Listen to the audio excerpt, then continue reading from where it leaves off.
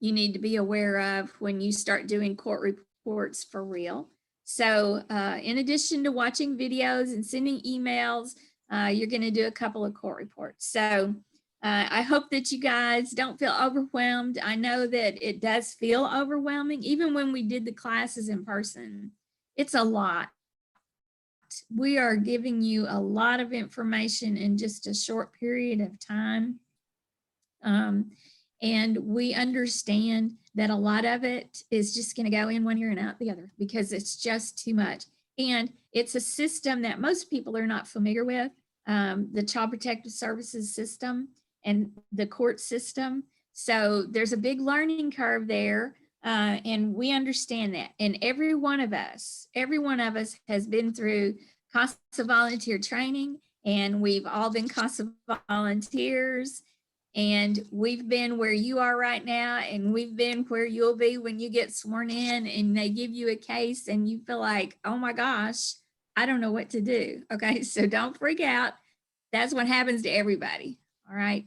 So what we like to do on the first day of training is just kind of get to know each other. So we're going to do introductions. What we want to know is a little bit about your personal life, your career, or what your background is, because that's always interesting for us to know what your area of experience is and how we can use that to help kids in assigning cases to you. And so we want to know about that. We want to know a little bit about your personal life, and also how you learned about CASA and how you came to be in this training class. So we're going to start with our volunteers, and then we'll do staff. And so the first name that I see on here is Tracy Bellamy. So Tracy, if you would please tell us a little bit about you. Okay, well, I came to know about CASA through Dawn and Rhodey enrolling their son at Blum High School. I was principal at Blum, and we've been here in Hill County for 17 years. I started out teaching in Garland and Plano, English teacher, and then found our way to our idea of heaven here in Hill, and I was looking forward to what I would do when I retired, to still be involved and feel connected. And fostering, I've done a couple of temporary placements of children in my home, and fostering I don't think is something I can do. But this sounds like a wonderful program to help those children in foster situations. And you know, with my experience in education, I've seen a lot of situations with children, and that I know that they need that advocate that's watching out for them. So, I'm married. My husband and I have been married 34 years. We have 2 children, 4 grandchildren, and I'm adjusting to the thrills of retirement quite well. So I'm loving it. Good for you.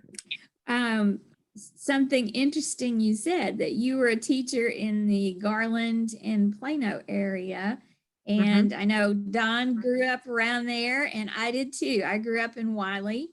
Actually, my very beginning years, we lived in Murphy, if you know where that is. My parents. I lived in Murphy. My parents owned the Murphy grocery store back in the 60s, well, the late 50s and the early 60s. And that was the only thing that was there, was the grocery store. It was a grocery store, gas station, post office, everything was right there. And that's where I grew up, preschool. There was a room in the back of the store that had a TV and a bed, and I brought my pets and my toys with me every day. And that's where I learned to read, because all the old men in town would come and hang out at the grocery store, and I would go get my books and make them read the books to me. And so I was raised by a bunch of old men in a grocery store. So that's something the three of us have in common is we all grew up in that same area. There you go. Nice to meet you, Tracy. And I understand you are there with Donna. Donna, what's your last name? Brown. Okay, Donna Brown, tell us about you. Well, my background is also I worked with Tracy. I started working in Blum in 1990 and taught English for middle school and the librarian. And I've just recently retired also. And I found out about Casa through a friend of mine, Elsa Scott, asked me about it when I retired. And then Tracy and I decided to do this together. And in retirement, it's a good way to still be able to help children, is the reason I wanted to do this. And I'm a West Texas girl, came over here to Hill County, and I've got all my family that lives around. I've been married almost 40 years, and I'm looking forward to this. All right. Thank you, Donna, and welcome. Welcome, welcome. Thank you. Okay, so Teresa, tell us about you. Hi, I am a realtor in Ellis County. I say in Ellis County, I guess I'm Hill County now, but most of my work is still in Ellis County. I found out about Casa from Tina Bow over there. I look forward to helping kids. I love kids. I do children's ministry at my church sometimes. I used to do it more. I'm going to be leaving real estate and pursuing a career in education. It's kind of a little late in life to be starting things, but whatever. I got a little time left. I'll go at it fast. And I just look forward to helping kids and, seeing how I can be a voice for people who need that.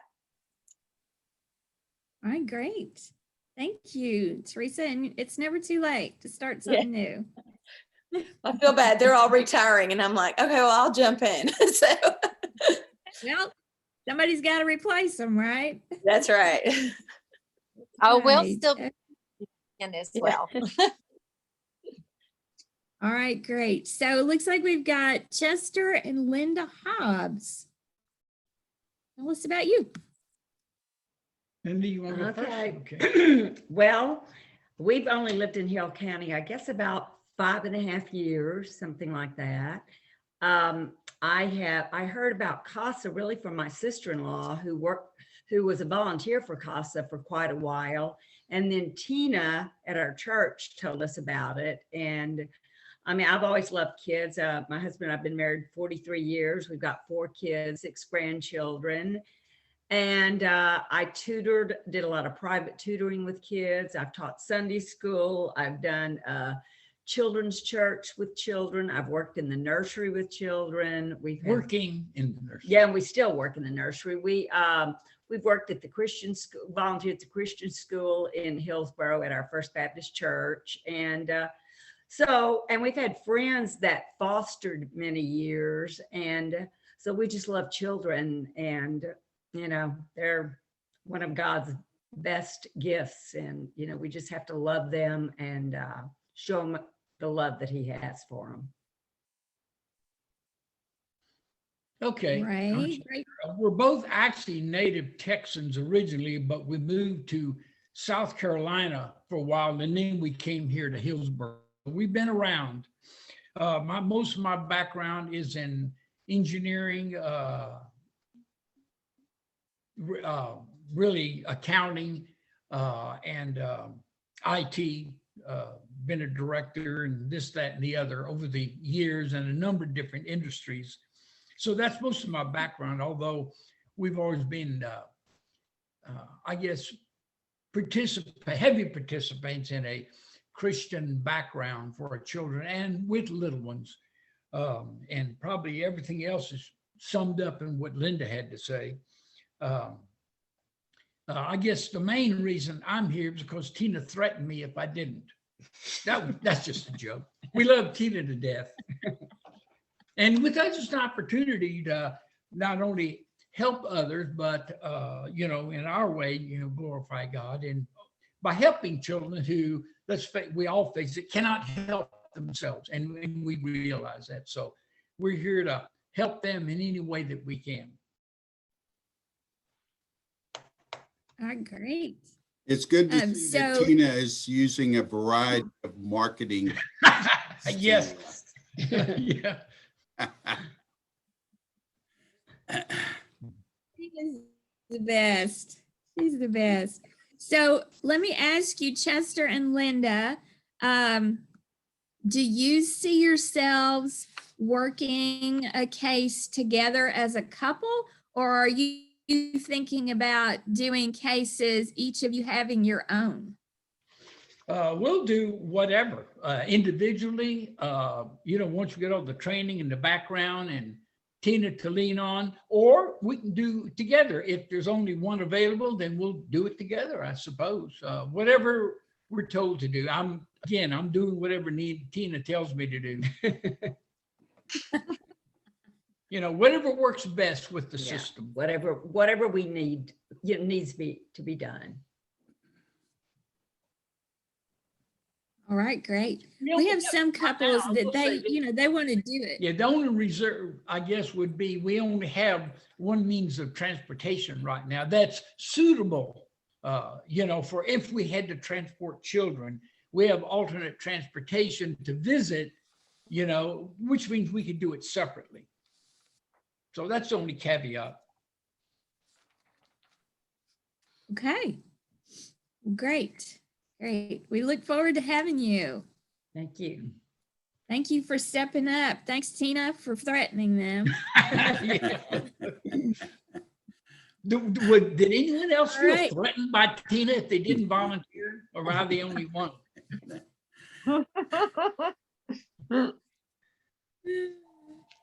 That's great. That's great.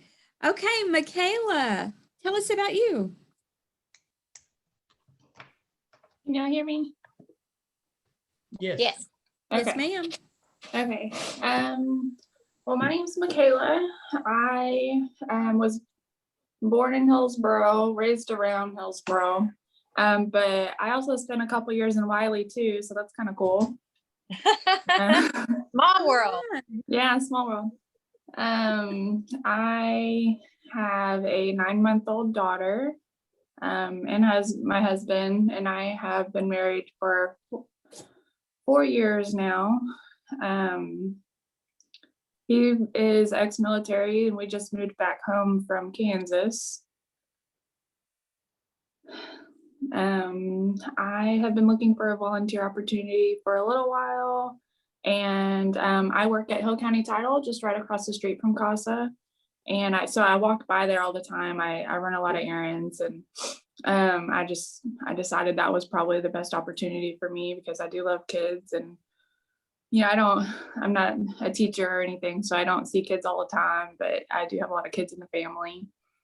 And my husband comes from a big family who has had, problems with CPS and stuff. And so I felt like it was a good opportunity for me to, speak for somebody who needs it, because his family didn't really have a person like that. They kind of got stuck in the system and was what it was. But now, I mean, they're all good now, and they have actually had a couple adoptions on their side, and I would have really liked to be able to start fostering, but that really isn't a good option for us right now with the little ones. So this felt like my best opportunity to help. Great. Welcome. We look forward to getting to know you and your little one. We always like it. That's the one good thing about the virtual classes. It's sometimes dogs, cats, and babies kind of pop into the screen, and that's fun. That's different. All right, let's see. Sarah Gardner. Sarah, what's your story? Hello. So sorry, I don't have my camera on because I'm pulling double duty today, working for a friend, helping her set up a warehouse. So I'm in a warehouse right now. Can y'all hear me okay? Yes. Yes, ma'am. Okay. So I have a background in social work. I have a master's in social work. But when the pandemic hit, I decided to stay home with my kids. My kids are homeschooled. And so we just decided to keep homeschooling. I have a 8-year-old daughter and a 13-year-old daughter.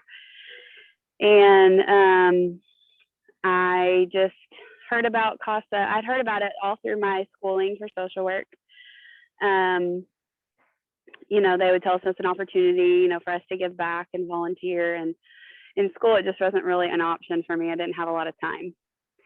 And so after I graduated in 2020, you know, I kind of thought about doing it, but then it kind of fell by the wayside with coronavirus. And then I started my own business from home, and one of my customers posted about Casa of Hill County, and I was like, yes, I want to do it now. So contacted Tina there and got started. And so it's just a way to be able to give back to the community. I actually live in McLennan County, but you know, just next door to Hill County. When I worked for hospice, I did hospice in Hill County. So really love Hill County, and just a way for me to give back to the community, but also be able to use my background and my education to help the kids of Hill County. So Sarah, you said you have a home business. What is your home business? I actually sell women's clothing. I have a home online boutique. Awesome. All right, very good. Well, thank you so much. We always love it when we have somebody that has a social work background. It sounds like you've never used that in conjunction with any child protective services situations, correct? Correct. Yes. No, I've actually only ever worked in geriatrics. So. Okay. All right. Very good. I think that leaves Megan. Megan, tell us about you. Good morning, guys. So I moved to Hill County about 4 years ago, separated from my spouse at the time. So I busted my butt to be a single mom for a while. I got laid off in December to an injury, so I've been a stay-at-home mom since. I have 2 wonderful little kids, one's 6 and one's 4. I've helped out with Whitney with the sports because last year with COVID, all of our coaches had quit. So I started working with the children on the team. I volunteered as a coach. So I'm also a coach for Whitney for the team. So their ages are 4 and 5 roughly. I got involved mainly with because prior to my separation with my spouse at the time, I had actually had custody of his niece and nephews placed in care due to open CPS case ongoing for a long period of time. So I had already gotten a little bit of experience with how things work with CPS and CASA, with everybody coming in and trying to assist and help with everything going on. So I kind of just got involved with that. And then just with everything after that, I didn't really have the opportunity at the time to try and get more involved. So here I am now getting more involved. Awesome. And it's always great when we have somebody that has some history with CPS, meaning that they've been a placement or a foster parent or a therapist or a teacher or somebody that's interacted with kids in foster care, because it kind of gives you a leg up on how the system works. And especially if you had placement of some kids that were in foster care, you had a lot of interaction with CPS. And so that's a great experience. And it helps you kind of be ahead of the game a little bit. because one of the biggest challenges of being a CPS, a CASA volunteer, is learning the CPS system and how they work, what their rules are, what their policies are. And it's a lot because it is a state agency. And so that part of your training, we're going to kind of run through that kind of fast because towards the end, actually the last class, your assignment is to watch some interviews with other folks who are involved in CPS cases. And a couple of those interviews are with CPS personnel. And once you kind of learn the process and all the things that are involved in a CPS case, it's a little, it makes a little more sense if at the end we talk about, specific things. And then of course, when you get your first case, you're going to learn so much about how CPS works because you'll be working very closely with them. Thank you everybody for your introductions. I'll tell you a little bit about me. I have been involved with CASA for 16 years. I originally was a volunteer in CASA of Ellis County. I was a volunteer there for 3 years, and then I was honored to be a supervisor there for 11 years. And during that 11 years that I was there, I did the training. And so when I decided to retire, I continued to do training for Ellis County.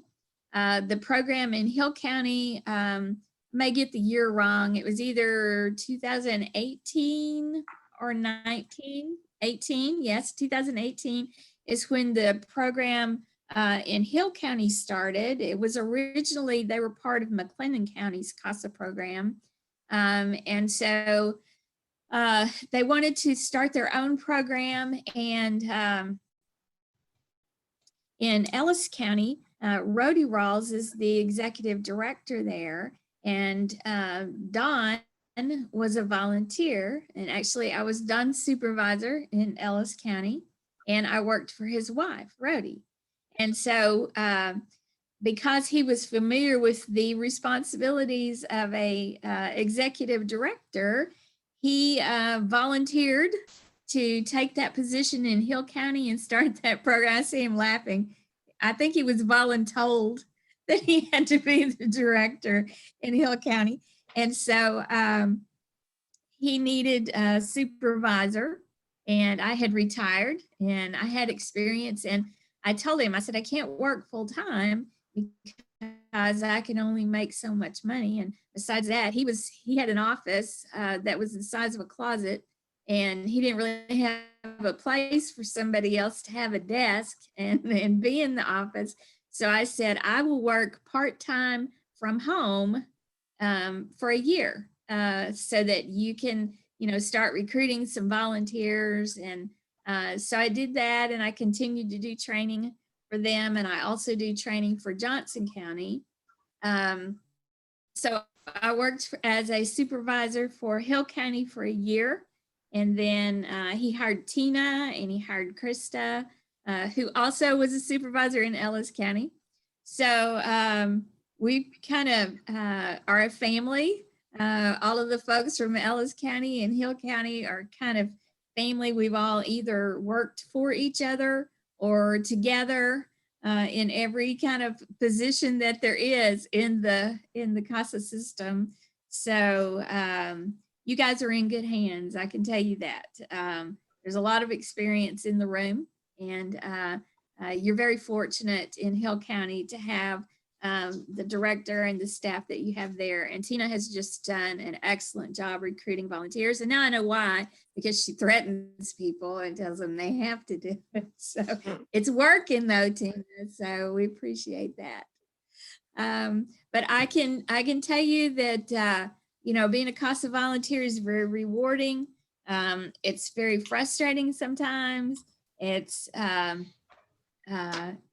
certainly a different kind of volunteer opportunity.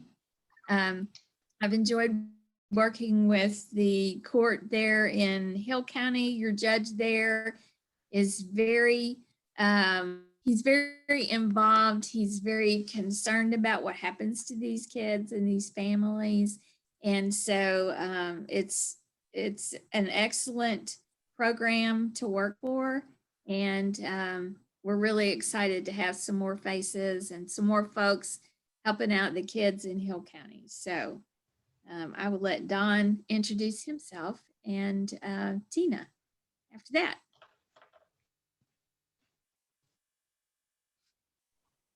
Always have to remember to unmute yourself before you start talking.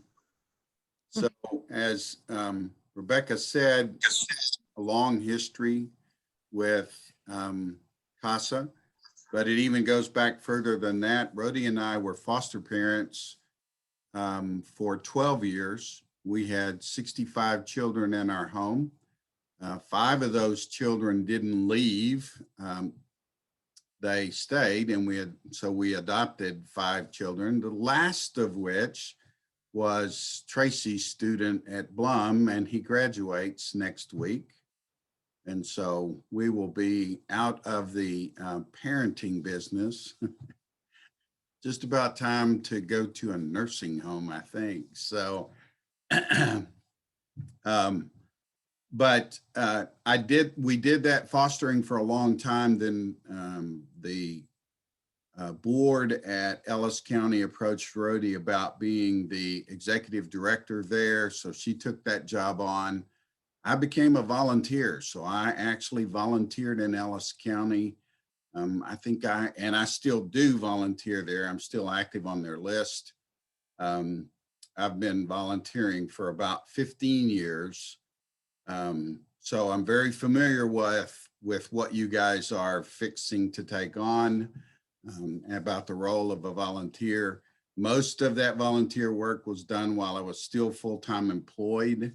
So I do understand the juggling act that you have to do if you're still working. And we appreciate all you guys that have been able to retire, because that will, allow you a little more flexibility with all of that. I retired 3 times. The last time I retired, we moved to Hill County, had a little place out here in the country, and I thought I was going to sit on my tractor and just, play all day long. And happened to be at a state conference and was talking with some of the folks at Texas Casa down there. And they said they were starting a program in Hill County. And I thought, if there was any job that would pull me out of retirement, that would be it. I know how to do the things that you have to do as an executive director in the program, having worked with my wife for 15 years, helping her in doing some administrative kind of things.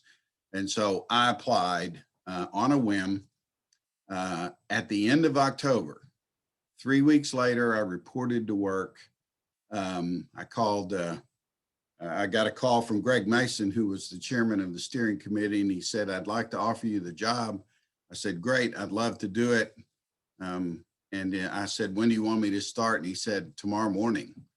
And so I went to work right away. That was in November of 18. We had 1 volunteer, and she was kind of a carryover from McLennan. Dr. Byer still had an active case that the judge had specifically asked her to stay on. And so it was our only case and our only volunteer. In January, we had Rhodey, because she already had previous training and was very familiar with the program, and Kathy McClure, who is the executive director for Johnson County. Both of those folks signed on as volunteers. So we didn't really have to have a training class, given the fact that both of them attend training all the time, so those were our 3 volunteers to start. We did our first class in March of 2019 and signed up 6 more folks in that particular class. Long story short, Right now we have 32 active volunteers, which I will tell you is just awesome growth for Hill County. We were told early on that you'll have a hard time getting people to volunteer in Hill County. It's just not something that they do. We have not found that to be the case at all. As a matter of fact, we ask and people are showing up right and left. And we appreciate it. Yeah, this program does not work without volunteers. It does not work without people like you guys who are willing to give your time and sacrifice for these kids.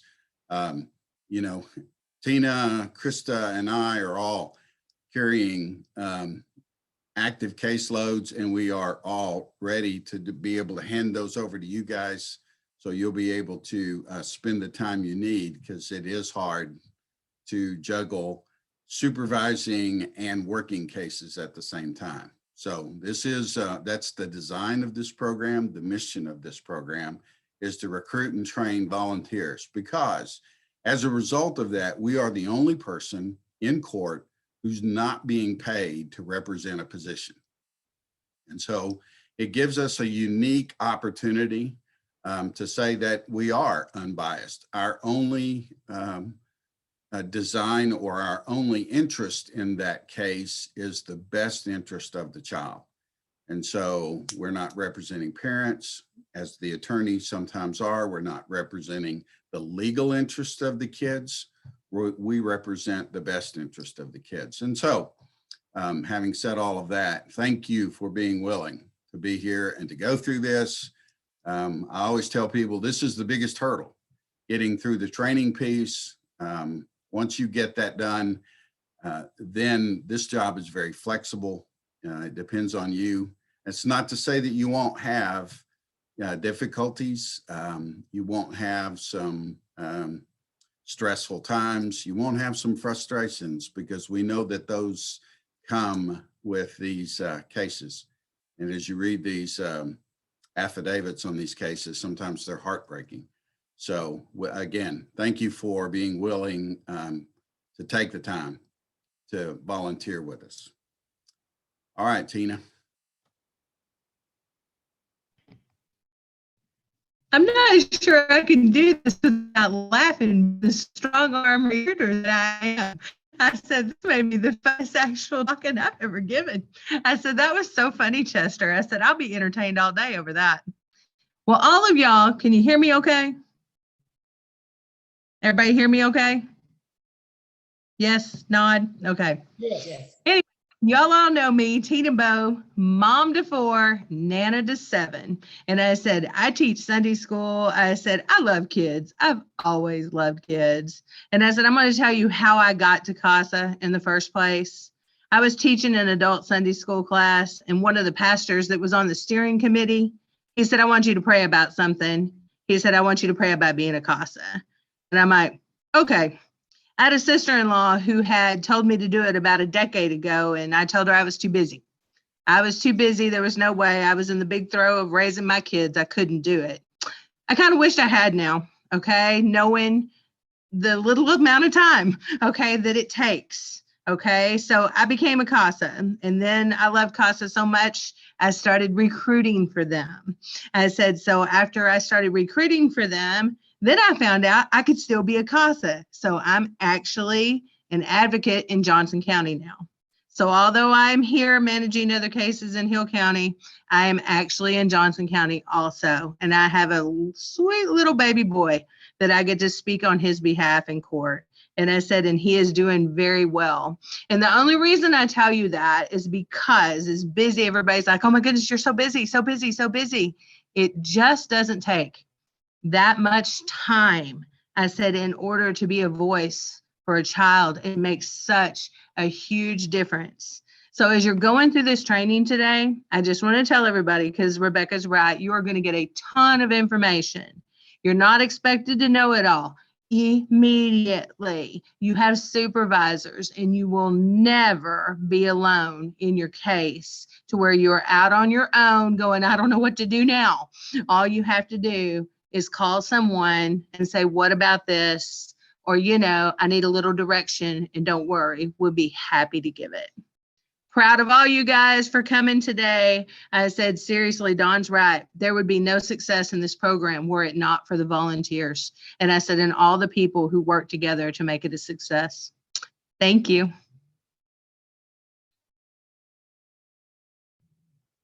All right. Thank you, Tina. We appreciate you. So, all right. We all kind of know a little bit about each other now. I want to let you know a little bit more about the training. Like I said, you're going to depend a lot on your training manual, looking at that on your own. As you read through there, you're going to see a little information about kind of the history of Casa. We'll talk about that just for a minute. In 1977, in the state of Washington, there was a judge who realized that he was listening to these cases, these Child Protective Services cases. He would have multiple cases on a docket, and he would only have just a few minutes to spend on each one of those cases. And he would hear from CPS who, you know, they have their job to do. He would hear from an attorney who represented the child, and they would have their job to do. He would hear from the attorneys for the parents, and they have a job to do. And there was nobody there who was just a regular person taking a look at what was going on. Like what the judge was wishing he could do was see this child and meet this child and see where this child was living and get to know this child's family. But there was no opportunity for him to do that. And it just made sense to him that those are the things you need to know to make a decision about the rest of a child's life. And he wasn't getting that information. There was no way for him to do that. So he came up with the idea of training volunteers from the community to do exactly that, to be there just as an outside observer, to get to know these children, to get to know their family circumstances, to get to know their relatives, to go to the school and see how they're doing at school, visit them in the foster homes or the homes of the relatives, wherever they were living, and see, are they okay there? Or how are they being treated while they're in foster care? All of those things that he wanted to know that the other people, the CPS caseworker, yeah, they visit the foster homes, but their mission is different, okay? They're there to make sure that the child is getting fed and clothed and, you know, that they're going to school. The attorney for the child, their responsibility is to represent the legal rights of the child. And one of the things that's kind of surprising about that, and you'll learn more about the role of the attorney, but a child that's 4 years old and older, they can voice their opinion about what they want to happen on their case, and their attorney has to advocate for that, okay? So you can imagine a 4-year-old child doesn't necessarily know what's best for them, okay? And that's why the role of the CASA volunteer is so important, because you're not necessarily looking at what the legal rights of everyone are, even though you're kind of restricted in what, you know, can happen on the case because there are laws and there are rights, but you can advocate for what you think is in the child's best interest. So the program started in Washington State, and now it's in every state in the United States and other countries as well. It's been a very successful program. Each CASA program is independent, and a lot of the programs just represent one county, like Hill County, all right? And because there's just one county represented, all of your hearings, your CPS hearings, are heard in Hill County, and Judge Crane hears all of those cases unless there's a conflict. Maybe he knows the family or something. If that's the case, then Judge Harris will hear the case. But most of the time, it's Judge Crane, and that's his job, is, among other things, to hear CPS cases, okay? So out in more rural areas of Texas and other states as well, the CASA program may represent multiple counties, just like McLennan County used to also serve Hill County. So when they had Hill County cases, they had to come to Hill County, and they would be heard in front of Judge Crane. If they were in McLennan County, they would go to Waco, and they would be heard by a different judge there, okay? There are some programs out of West Texas that represent 5 counties, and it's a huge area. As far as traveling to visit kids and to go to court, you had to go to the county wherever that case is, okay? So every program is a little bit different. They're all modeled the same. There is a national CASA that is responsible for standards for what the programs do and how they operate, but each one gets to kind of gear things the way they want them to be. And so in Hill County, when that program was started, the decision was made, and let me say this, it's up to the judge in each county to decide whether or not you have a CASA program. So if the judge wants a CASA program, he's the one that initiates that, because you actually are working for the judge. You are an extra set of eyes and ears for the judge. So if the judge doesn't feel like he needs that, then he will not be the person who starts that program, okay? So you can serve in different roles in each county. And in Hill County, the way it's set up is that the CASA volunteers serve as a guardian ad litem. And one of the things you have to know about working in CPS world and in CASA world, that there are a lot of acronyms, all right? So I'm gonna send you a list of acronyms, but it always helped me remember them better if I actually wrote them down as we went through training. So I'll leave it up to you. Like I said, I'm gonna send you a list of the common acronyms. But the first one that you're gonna hear a lot is the GAL, and that stands for guardian ad litem. So that's actually a legal position in the court. In your training manual, and let me thumb through here and see if I can find the actual page number that you're, yes. In your training manual, beginning on page 14, there's a copy of a section of the Texas Family Code that pertains to children who are in foster care and what the law requires for a child that's in foster care, all right, as far as representation. And so if you look at in your training manual on page 15, under section 107.002, you'll see the powers and duties of the guardian ad litem for a child. And this goes into detail about what that role is. And so in Hill County, when the judge receives a CPS case, he is required to appoint an attorney ad litem for the child and a guardian ad litem for the child. If there wasn't a CASA program, then an attorney would have to serve both of those roles, because the law requires that a child in a custody suit has to have both of those. But the judge decided that he wanted the CASA program to serve as the guardian ad litem for the child. So when he appoints CASA, he is actually appointing the CASA program to serve as the guardian ad litem, but the program then chooses a volunteer for each case, so that that volunteer is focused on that one case instead of the program trying to represent everybody, kind of like CPS does. They have so many.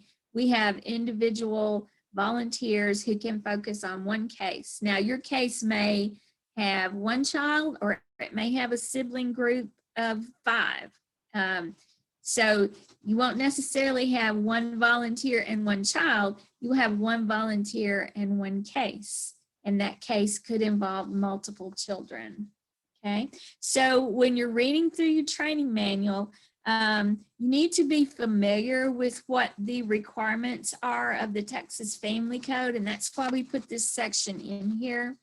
It explains the guardian's responsibility, and it also explains over on page 16 the powers and duties of the attorney ad litem for the child. Okay, and so a lot of those are the same, but what's a little bit different about it is that the CASA volunteer's sole purpose is to advocate for what's in the child's best interest, whereas the attorney is advocating to protect the legal rights of that child and to advocate for what the child wants. All right. So that's how things work in Hill County. And as a result of that, the guardian ad litem position actually has some privileges that other programs where the volunteers are not necessarily a guardian ad litem. They may be called something like friends of the court. I know in Dallas County, they are not guardian ad litems. They are, I believe they're called friends of the court. And so they don't get copies of the legal documents that are filed in the case. They don't necessarily get notice of hearings, all of the things that the attorneys are entitled to, the guardian ad litem is entitled to as well. So your program will get notice of hearings, they will get copies of legal documents, and then they share those, your supervisor will share those with you through our software system, which is called Optima, and we'll get to that in session 4. But you will have access to all of that. You will also have something signed by the judge. It's called it's not the order appointing CASA. I can't remember what it's called in Hill County. It's a little bit different, but you will have an order that is actually signed by the judge that says CASA has been appointed as the guardian ad litem. And you, as the volunteer representing CASA, you have access to records and you can go to the school. If you needed to go and visit your child in the hospital, this would allow you access to that. You have access to records about the parents as well because of your position and because you have that order signed by the judge. Don, I saw you came in. Tell them exactly which legal document that is. That's the order of protection. So when a case starts here, you will receive actually 4 documents. You'll receive the affidavit, which is essentially the facts of the case. That'll be important to you to read because it'll tell you a little bit about why the children were removed. You'll receive a petition, which is the CPS's request to the judge to allow the removal.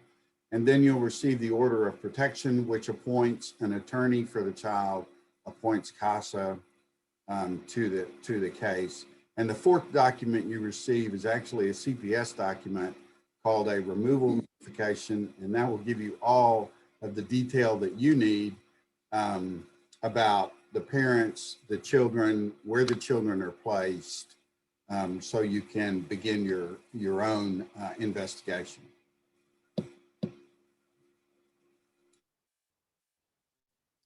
Okay, thank you. You are going to have copies of all of these documents or samples of all of these documents in your training manual. So you'll be able to kind of get familiar with what they look like and what each one of those documents contains. But just at this point, it's just for you to understand that you have, you actually work for the court, okay? And that your role is one that carries some legal weight. As the guardian ad litem, it gives you access to a lot of things and allows you to be a big part of the investigation and the process, the legal process of finding permanency for these children.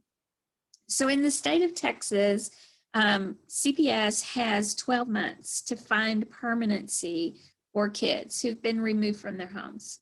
Okay, and permanency can mean one of three things. It can mean that they've been returned to the parents because the parents have done services to alleviate the problems that brought the children into care.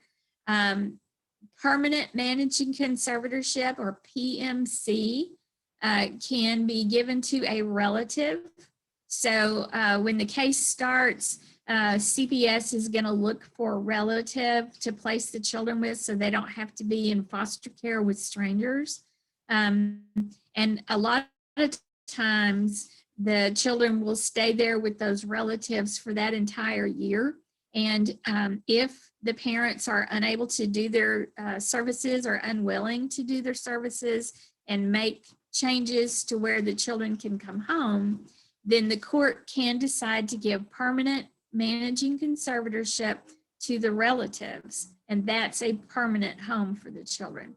Or the third option is the parents have failed to do their services, and the court terminates the parents' rights, and the children can be adopted either by a relative or by someone else, so a non-relative. So they're either going to go home, PMC to a relative, or termination and adoption. Those are the three options for permanency for a child.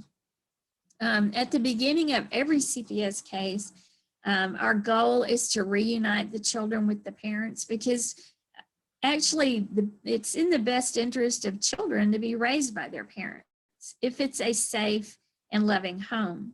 So if through services that the department provides to the family, if they can make that a safe and loving home, then that's the best thing for the kids. Because regardless of how incapable their parents may be, that's their parents. They're always going to love their parents. They're always going to want to be with their parents. I say that, not always. There are some children who do not want to ever go home, but that's very rare. Most of the time, the kids want to go back to their parents. Okay, so if we can help those parents make a safe and appropriate home for those children, we want them to go back home and to be with their parents. Okay.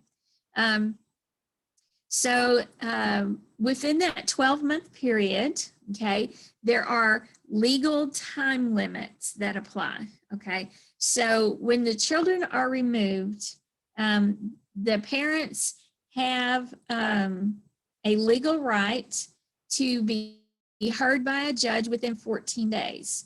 So the first hearing that you guys will maybe asked to participate in is the 14-day, or they also call it the adversary hearing. The reason they call it the adversary hearing is because this is the one hearing where the parents have the opportunity to object to the removal of the children from their home.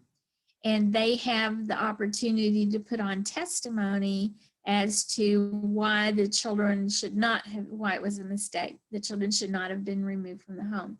So that hearing has to take place within 14 days.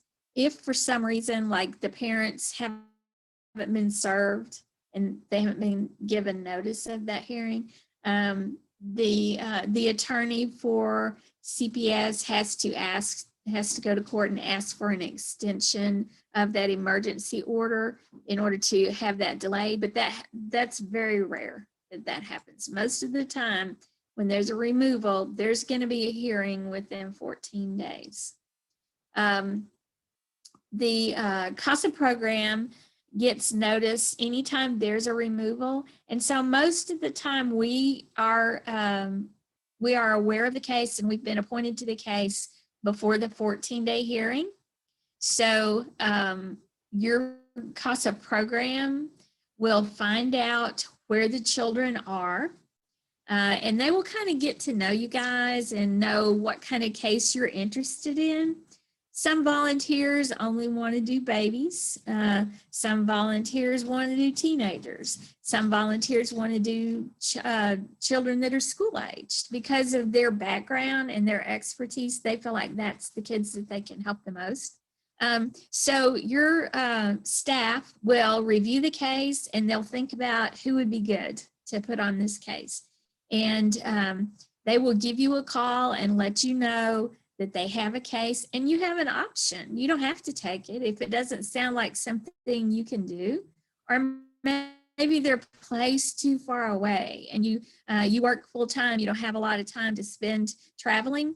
Then you may say, I'd rather have a case where the children are placed in Hillsborough or they're placed closer to home. And so you can turn down a case. It won't keep them from offering you another one, because we know everybody's life is different. Everybody has different responsibilities.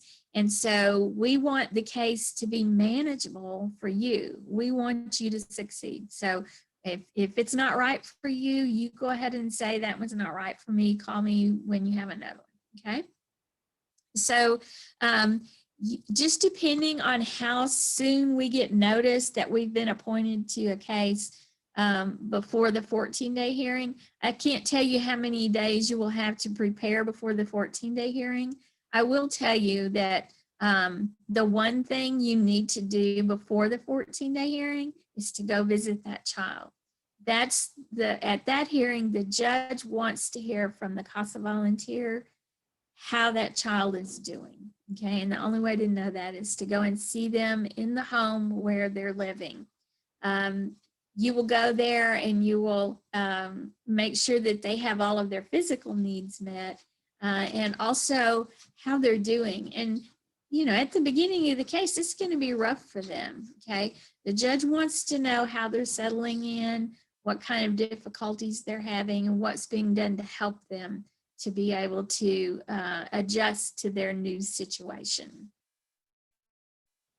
So at that 14-day hearing, you will be asked to do a court report, and all of the statutory or the required hearings, you will do a court report. And that is your very best method of communicating with the judge and the attorneys involved in the case. Your court report for that first one, you may not have a lot of information, but you share what information you've gathered about how the child is doing. And if you've seen a visit between the parents and the child, I know that's one of the things the judge is really interested in too, is he wants to know how those parent visits are going.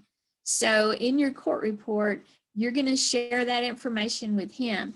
And then your coordinator is going to help you with that court report, and they're going to edit it so that it's in the correct format, that the wording is correct, so that there are no objections to the court report. Your supervisor has a lot of experience with court reports, and so don't ever worry about the content of your court report. Put the information you know in there, and your supervisor is going to go through there and reword it if they need to, or move it around in the court report and get it just right before they file it with the district clerk's office.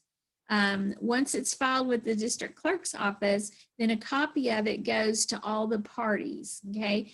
That's going to be the attorney for CPS, the attorney for the child, the attorney for each of the parents, and the judge. They're all going to get a copy of your court report that shares the information that you've learned in your work, and you're going to make recommendations in your court report about what needs to be done going forward, as far as what do the children need help with?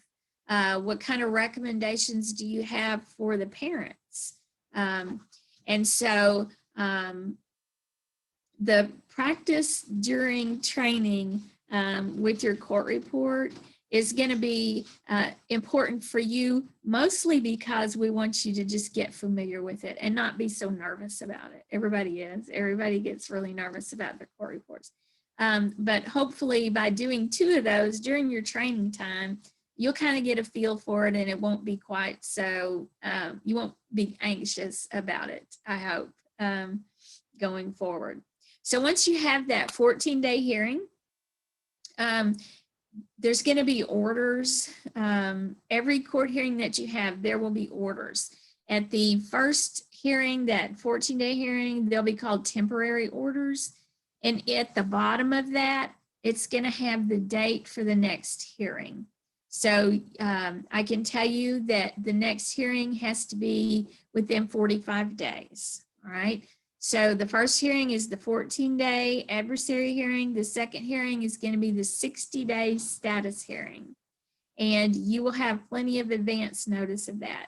That next hearing is, the purpose of it is to know what's going on with the parents. Have they been given their services? Have they started their services? What's going on with the kids? Are they adjusting, or have they started services? Do they need help with anything? So that the judge kind of gets an update to let him know whether things are moving forward or not. Okay. At the end of the 60-day status hearing, you're going to get status hearing orders. And at the end of that, it's going to tell you the date for the next hearing, which is going to be the first permanency hearing. And it'll be 4 months before you have another hearing. Okay. Between the 60-day status hearing and the permanency hearing, it's going to be 4 months. Okay. So you have a long time there that you're not going to court, but that doesn't mean that you're not working. You're going to be you're required to visit the child once a month in their placement. You are going to be communicating with the CPS caseworker, the attorney for the child. If they're school age, you're going to be communicating with the school to keep up with how they're doing. If your child needs special education services, they'll have art meetings. You'll be invited to those. There could be some a permanency conference that CPS does at certain points during the case. You'll be invited and expected to attend that. Everyone involved in the case is invited, and it's just kind of an update. It's sort of a checkup on CPS to make sure that all of the services are being provided, to make sure that the kids are doing well. And you will have some input in that meeting, and also you'll get a lot of information from that meeting. Attorneys, foster parents, parents are all invited to that meeting, as well as the CPS caseworkers. So the next permanency hearing will be 4 months after that. So there's a long span of time there. And during that time, the parents are going to be working their services, getting a job, getting a place to live, and preparing for their kids to come home. And that's what you're going to kind of monitor. You will do that mostly through your CPS caseworker, because they will be given reports about how they're doing with their counseling and that sort of thing. And you'll also have the opportunity to see visits with the parents. CPS is required to provide 1 hour per week visit with the parents. And I think in Hill County, they usually do that 2 hours. Is it 2 hours every other week? I think is the way they have it set up there in Hill County. Is that correct? It will depend on exactly how the cases are. If they're under a year of age, then it's 1 hour per week. And they really do try to do those every week, because if you go 2 weeks and then give them 2 hours with a baby, it's just not very effective time. But then as they get over the age of 1, then the visits will vary, and very often those are every other week, simply because you're talking about a lot of time for kids to have to travel between their foster home and the CPS office and then back. And so they try to minimize that as much as possible. So, but we are, we'll get a notification of the visits and when they are. We've been working with CPS so that we can get notified. Actually, at the very first visit, we'll know when that's going to occur, so you can be at that first visit.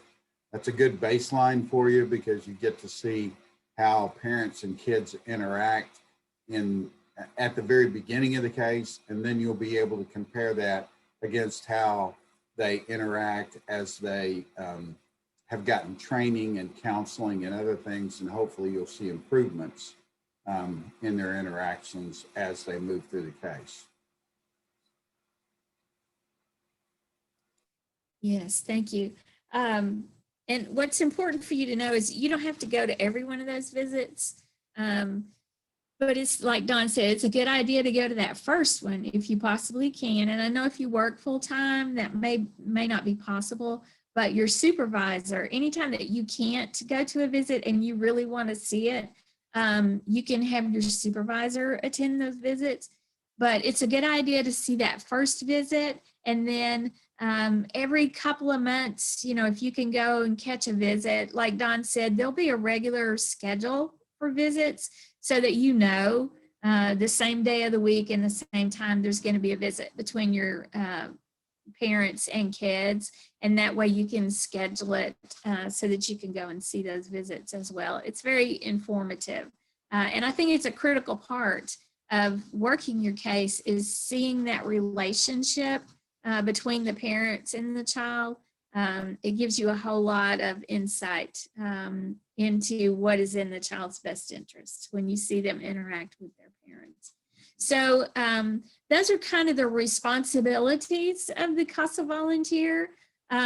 We don't know where the kids will be placed. When you get your case, they will be in a placement, and your supervisor will be able to tell you where they are right now. I can tell you that CPS is mandated to place with relatives if at all possible. So during the case, they're going to continue to look for relatives, and they may find a relative that lives far away. The requirements for visiting are loosened up based on how far the children are placed. If they are within 100 miles, you do need to visit them once a month. If they are over 100 miles but less than 3 hours, you are required to see them every 3 months in their placement. And if they are more than 3 hours drive, you're required to see them once every 6 months in their placement. Now, there are arrangements with other programs to get courtesy CASAs to go and visit your kids. Like if you have a kid that's placed far away, they have a courtesy CASA program through Texas CASA, and then also some of the local programs will do that as well. They'll go and visit the child, and then they'll send you a report about how the child's doing, usually a picture as well. And so it's really helpful. Now, I know in Hill County, we've had kids placed Corpus Christi, isn't that right, Don? That far away. They can be with relatives that's several hours drive away. But you can call and check on them. You can do FaceTime. So there's other ways to communicate, but you do need to see them once within that required period in person in their home.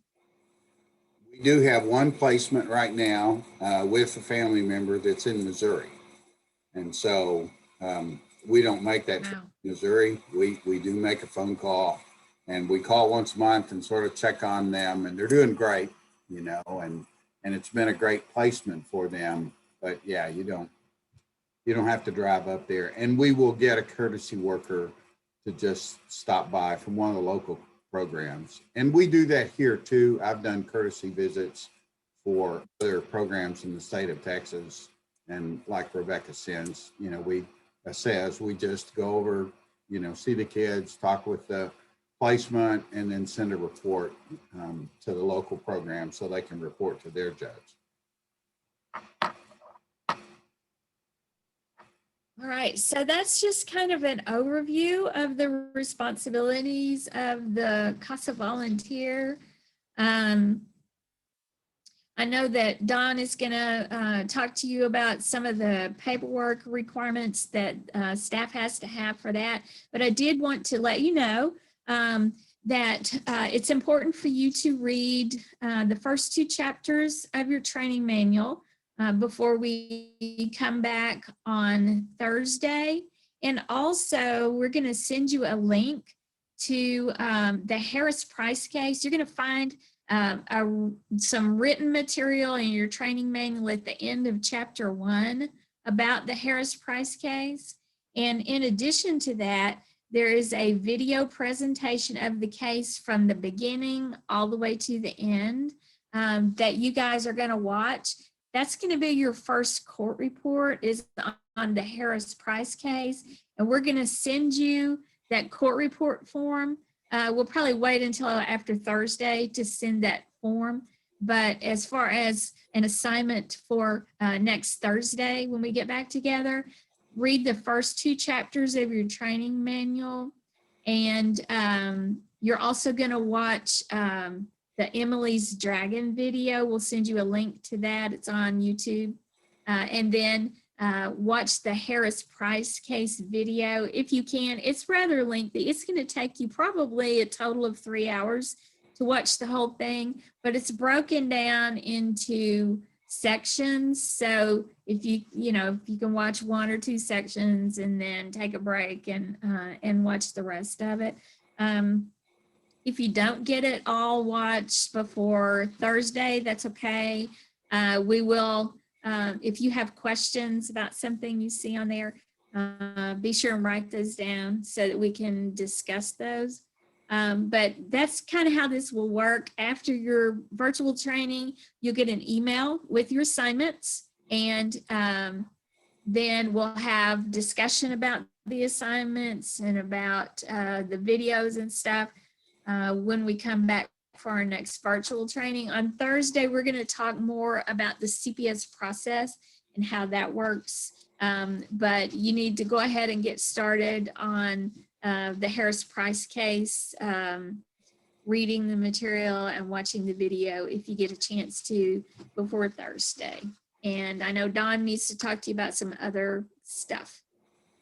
Well, actually, I think most all of you guys have filled out your confidentiality agreements and all of your paperwork, because Tina is really on top of that now. She does that as part of the interview process. So unlike in the past, when much more of this was being done virtually, we used to have to send this out to you and have you sign it and then send it back. But all of those should already be uploaded into your files. Tina, is there anybody that still needs to sign documents? Okay, so all of you are good. Everybody's good. All right, so everybody's good on signing documents, and we appreciate that. As Rebecca said, you know, Texas Casa and National Casa have certain standards of things that we have to do, and there are a list of documents that we have to have in our files with regard to each of you and the agreements that you've made with the local programs. And so we will be going through getting all of that done. The background check process is rather extensive, as you guys have already seen to some degree, and everybody has already been through the CPS background checks. Now Tina will be in the process of getting everybody through a national database background check that we'll do. And then the last background check issue, and Tina will send this out after Thursday's class, will be for each of you to get your fingerprints. And for those of you that have been at FBI fingerprinted before, yes, you do have to go get FBI fingerprinted again, because they don't let us share those between entities. So yes, you were a teacher, and yes, you had to do this, and yes, you have to do it again. So I told somebody one time, I've been fingerprinted so many times, sooner or later, they're going to figure out I must be a criminal. So, because yeah, we get fingerprinted when you're a foster parent, fingerprinted when you're a volunteer, fingerprinted when you came to the Hill County program, you know, so yeah.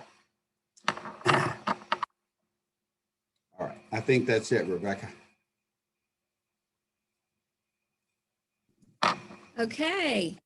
Does anybody have any questions for me before we go?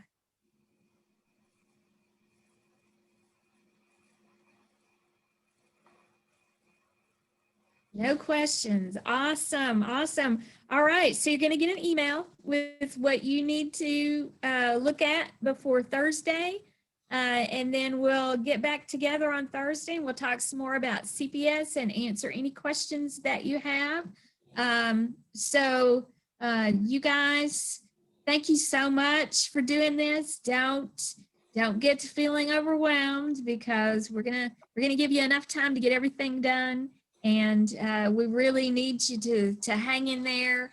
Like Don said, this is the hardest part, is getting through the training, because it's so lengthy, but we try to do it within a 3-week period so we don't lose people, number one, but also so that we can get you guys on board and serving kids as quickly as possible. So we appreciate your hard work and we recognize it. Believe me, we know how much it is. So thank you, everybody. I look forward to seeing you again on Thursday.